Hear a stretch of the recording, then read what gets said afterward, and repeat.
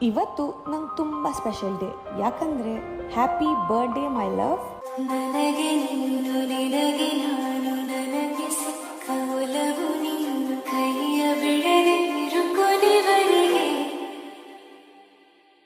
ಜಗವು ನೀನು ಜೀವ ನೀನು ದೈವ ಕೊಟ್ಟ ವರವು ನೀನು ಬದುಕು